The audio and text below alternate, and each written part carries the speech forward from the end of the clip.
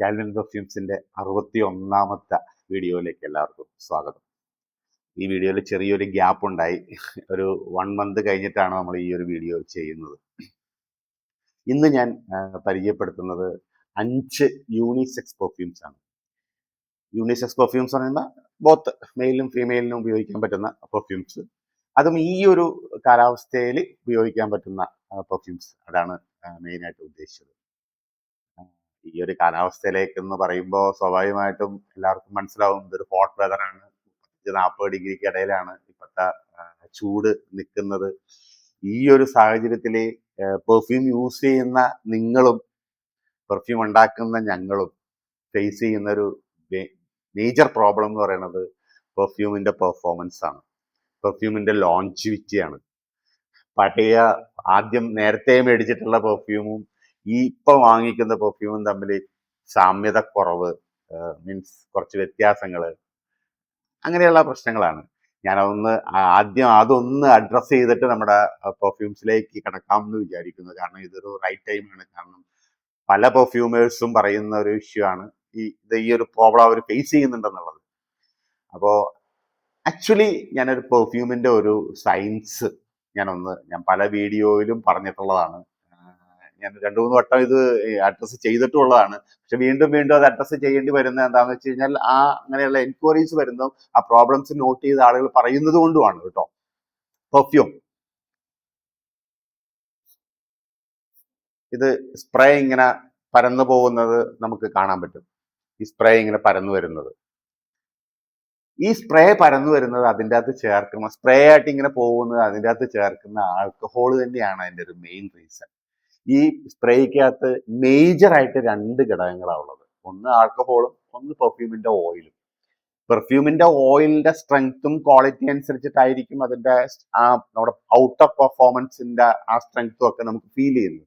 പക്ഷെ എന്തൊക്കെയായാലും ഈ സ്മെല്ല്, ഈ പെർഫ്യൂമിന്റെ ഓയിലിന്റെ സ്മെല്ല് നമ്മൾ ഇവിടെ മുഴുവൻ പരന്നു വരണമെന്നുണ്ടെങ്കിൽ ആൽക്കഹോൾ തന്നെയാണ് അതിൻ്റെ അകത്ത് വേണ്ടത്.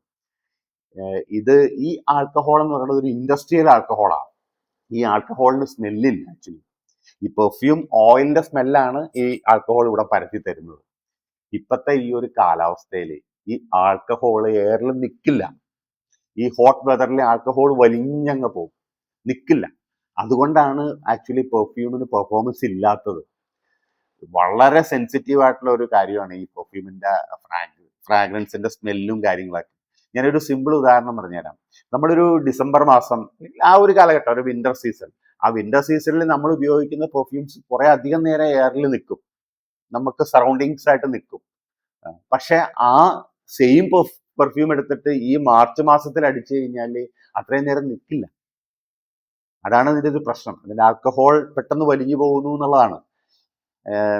ഇനിയും മൈന്യൂട്ടായിട്ട് കിടക്കുവാണെങ്കിൽ, നമ്മളിപ്പോ ഇവിടെ നിൽക്കുന്നു, നമ്മൾ പെർഫ്യൂം അടിച്ചിട്ട് നമ്മൾ വടക്കോട്ട് സഞ്ചരിക്കുന്നു.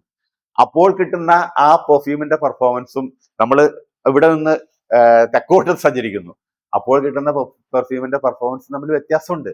കാരണം ആ സൈഡിലേക്ക് പോകുമ്പോൾ ഉണ്ടാകുന്ന ഹോട്ട് വെതറും വിൻഡ് ഇതൊക്കെ ആയിരിക്കില്ല ഇപ്പുറത്തെ സൈഡിലേക്ക് വരുമ്പോൾ ഉണ്ടാകുന്നത്. അപ്പോഴും വ്യത്യാസമുണ്ട്. ഞാൻ ഉദ്ദേശിച്ച വേറെ ഒന്നുമല്ല, അത്രയും സെൻസിറ്റീവ് ആണ് ഈ പെർഫ്യൂമിന്റെ പെർഫോമൻസിന്റെ കാര്യങ്ങൾ. നമ്മൾ നിൽക്കുന്ന സാഹചര്യം, നമ്മുടെ അറ്റ്മോസ്ഫിയർ, ഇതെല്ലാം വലിയ ഘടകമാണ്. അപ്പൊ നമ്മളതൊന്നും ചിന്തിക്കണം. ഈ ഒരു കാലഘട്ടത്തിൽ മാർച്ച്, ഏപ്രിൽ, മെയ് ഈ ഹോട്ട് വെതറിൽ പെർഫ്യൂംസ് നിൽക്കില്ല. ഒരു പെർഫ്യൂംസിനും ലാസ്റ്റിങ് കിട്ടില്ല.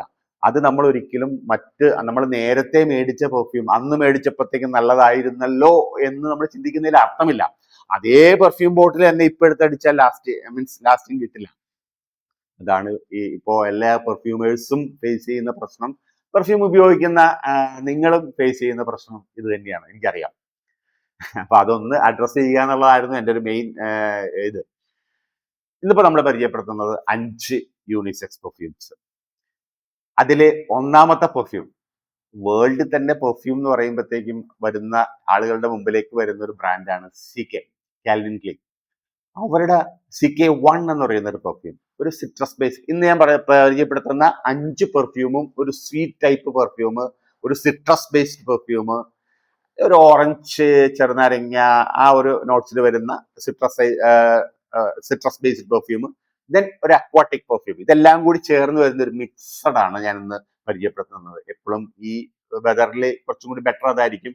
ഒരു കാര്യം ഒന്നും കൂടി പറയാം, ഈ പെർഫ്യൂംസ് ഒന്നും തന്നെ രാവിലെ അടിച്ചാൽ വൈകുന്നേരം വരെ നിൽക്കില്ല. ഇൻ ബിറ്റ്വീൻ 1-2 പ്രാവശ്യം ടോപ്പപ്പ് ചെയ്യേണ്ടതായിട്ട് വരും. ഈ ഒരു വെതറിൽ ഡെഫിനറ്റ്ലി ടോപ്പപ്പ് ചെയ്യേണ്ടതായിട്ട് വരും.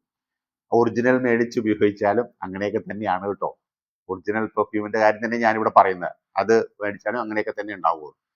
സോ CK1 എല്ലാവർക്കും ഉപയോഗിക്കാവുന്ന ഒരു പെർഫ്യൂമാണ്.